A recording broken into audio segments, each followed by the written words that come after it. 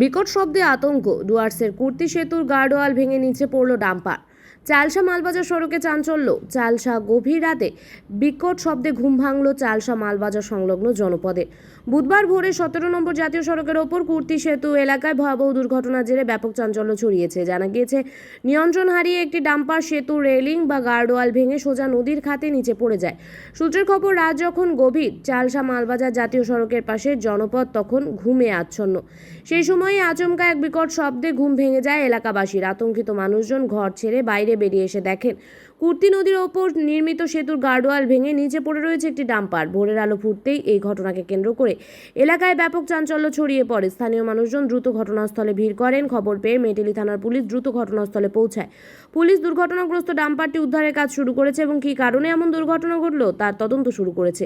এই খবর লেখা পর্যন্ত ডাম্পার চালক বা অন্য কোনো হতাহতের খবর মেলেনি। তবে সেতুর গার্ডওয়াল ভেঙে যাওয়া এবং জাতীয় সড়কের ওপর এমন একটি ঘটনায় স্থানীয়দের মধ্যে আতঙ্ক সৃষ্টি হয়েছে। দ্রুত পরিস্থিতি স্বাভাবিক করার চেষ্টা চলছে।